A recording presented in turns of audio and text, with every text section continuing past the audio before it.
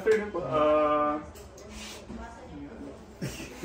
Sige lang. Okay lang. Okay, 1, 2, 3, rolling. Ilang yun, hindi ko muna sabihin. Bali mo good afternoon ako. Good afternoon, pangilala ka si Maynard na pangilala. Okay, Doc. Tapos si Doc kung papangilala sa inyo. Tapos, after mo pangilala ni Doc, sabihin nyo na yung sinadya natin dito. Okay? Okay. 1, 2, 3, rolling. Good afternoon. Kami po yun, Group 34. Ako po si John Carly Sanchez, estudyante ng San Beda University, College of Medicine. At si Maynard naman po, isang estudyante rin. And name niyo po, Doc? I'm Dr. Christian Lloyd Tan. Okay po. Galing po sa career niyo. Sorry? Career.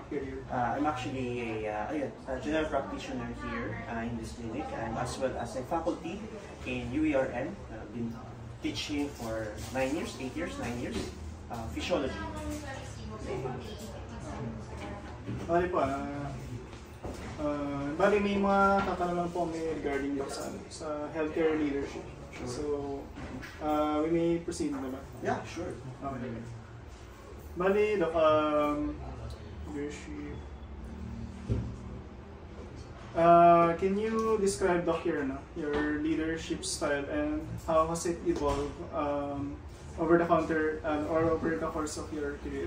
Okay, siguro I've been a leader already since student of med school in UERN. Been parang leader of the transcription system, leader of organization, and that time more of, I wouldn't say more of leadership ko is parang ako yung gumagawa ng everything.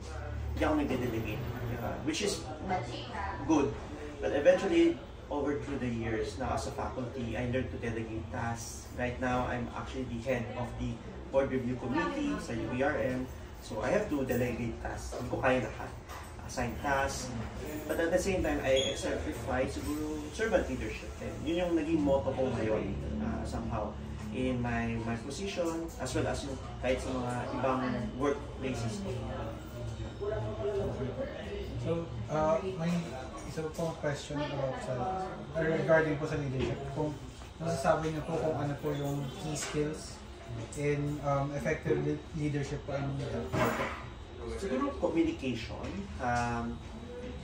Dapat magaling makinig, especially sa mga co-workers or kung hindi co-workers, students. No? Yun, like as a leader now, as I head in board review, I always listen sa mga comments ng students.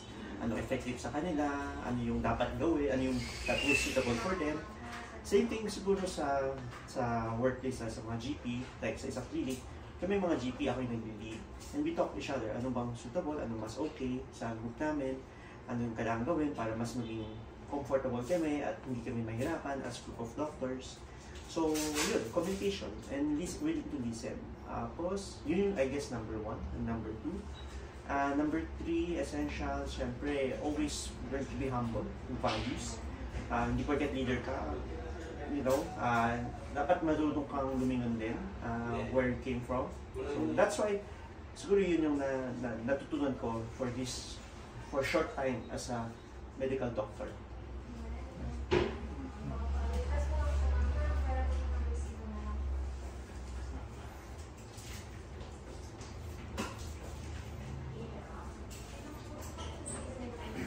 Tuloy mo lang, bro. Tuloy mo lang. Tapos, pabutin natin kahit 20 minutes. Okay. Tapos na yun? Yun na ba? Ay, Sige. Sige lang. Hindi ako kasi obvious na.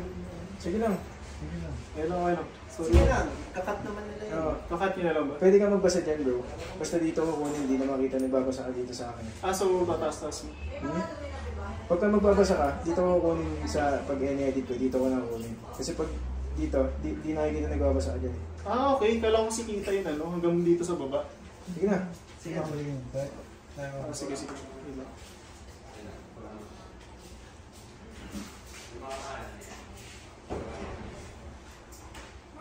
Okay. Bali, okay na. Bali, for the second question though is this, was there any defining moments or experiences that you have that shaped your leadership approach? Oh, yeah, siguro yung ano nga, being put in a position where I had to lead the committee in UERM, yun yung one of the defining kasi I really don't want, I just want to be a relaxed faculty, less work, wala, but I was put in the position in that way, so I have to, and yun nga, way back then I prefer self, like ako lahat gagawa, but now, mahirap yung work na ako lang lahat gagawa, ako nakikita. So I have to learn how to delegate, to communicate. So yun, fiber group, yun yung naging defining moment na kailangan ko mag-let go ng task, have to assign task, have to follow up them up, I have to call them out kung hindi ginagawa ng co-faculty ko or yung part ng committee ko, members of the committee yung trabaho nila. So, but that's a very defining moment na masasabi. More on siya, Doc, na strict management ng time. And pag-delegate talaga ng task. Hindi kasi ako sanay mag-delegate. I prefer to do it everything on my own, as much as possible. But now, I have to. Okay? So, yun yung, it's still adjusting, I would say.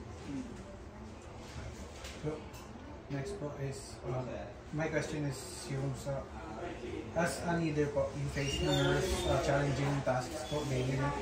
So, ano po yung parang significant challenges na encounter nyo as a leader?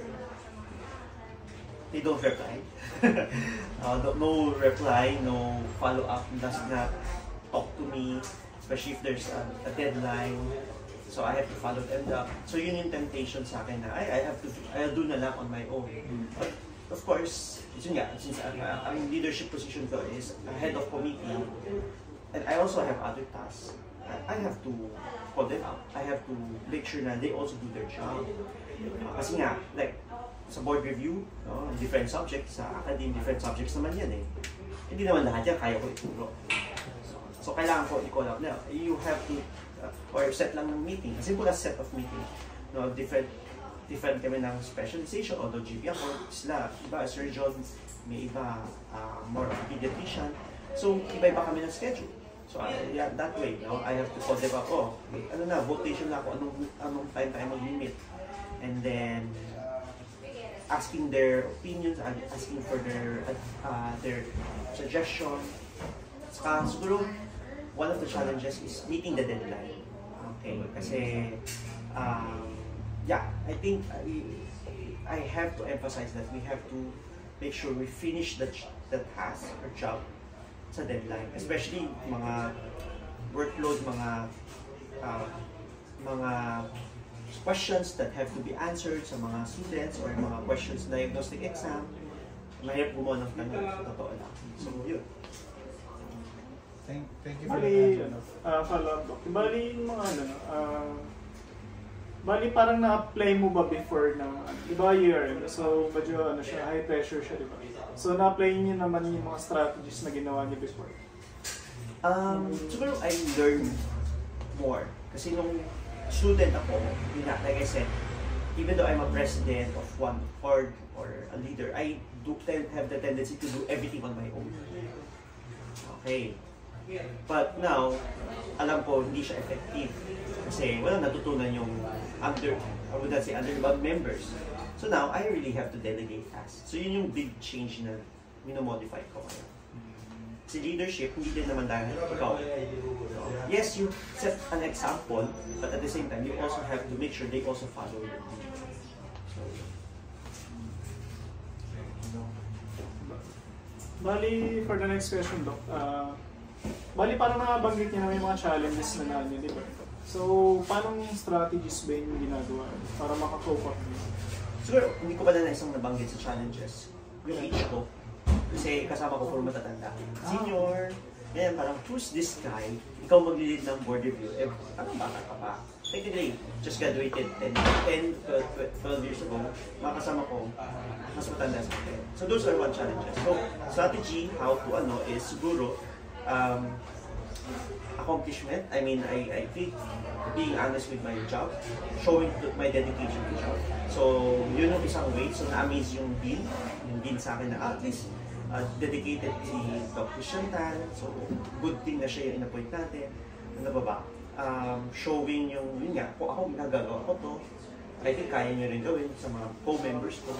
As well as, siguro isa pang factors that allows me, I listen to the previous heads. Listen to my former, yung chairman ng Board Review Committee. I ask for his advice, hindi ako anong pwedeng gawin, he gives me advice.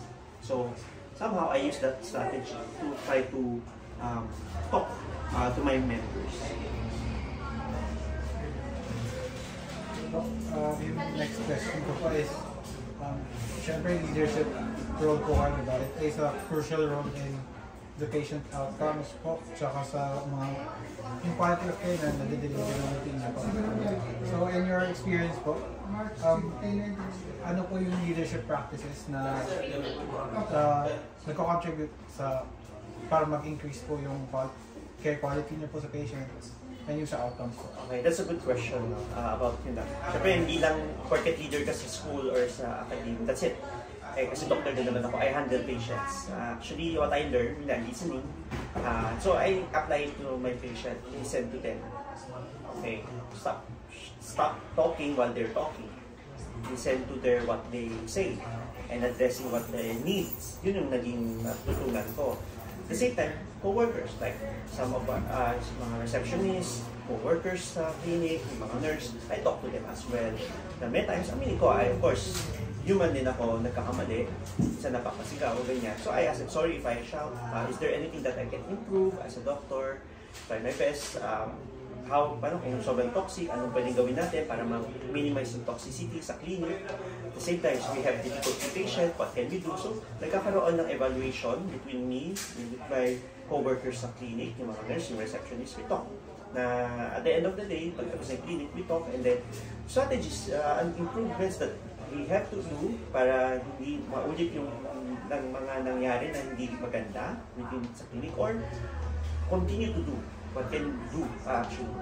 So again, going back, like you said, what practices na balik ko sa patient is those things and respect sa patient din. So kung ano yung nagagawa ko sa school, dapat nagagawa ko rin siya sa patient. And of course, sa students din.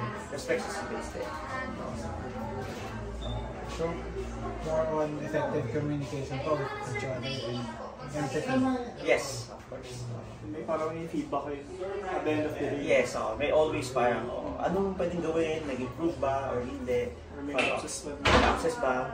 Sabi ko, hindi naman ako good communicator. So, I'll be honest, no? Sabi ko nga before, kaya ayaw ko communicate, kaya gusto ko gawin lahat, but I have to. Right now, I have to. So I started trying to improve my communication skills as much as possible. Very limited time din kasi yung sa inyo po. Yes. Yung maging kaya gawin lahat. Malinaw ka, for the next question, can you share an example where your leadership positively impacted patient care? Siguro, since now I learned how to communicate and I learned how to para manage how it impacted my patient. So, hindi lang dumadaan lang sa gamot. So, sometimes when I talk to the patient, oh, ano bang trabaho mo? Sige, infection. Okay, like may TB siya, gano'n. I talk to him. Okay, so you are in work. I think you have to talk to your co-workers. So, parang inano ko sa kanya yung responsibility din. Parang ano kasi yung patient ko, parang leader din siya sa work niya. So I give her or him the responsibility na, you have to communicate with your patient, with your colleagues na may sakit ka, you have to take off. But at the same time, ito dapat gawin mo. Aside from that, bibigyan ko siya mga tasks, bibigyan ko siya ng mga dapat gawin na hindi not related to medicine, na meaning sa gamot. Like, okay, kailangan sa bahay, you should initiative na mag-isolate sarili mo, ano yung mga dapat mong gawin. Bibigyan ko siya ng mga parang reflection na okay, ito yung mga tasks na gagawin mo sa bahay to prevent transmission of the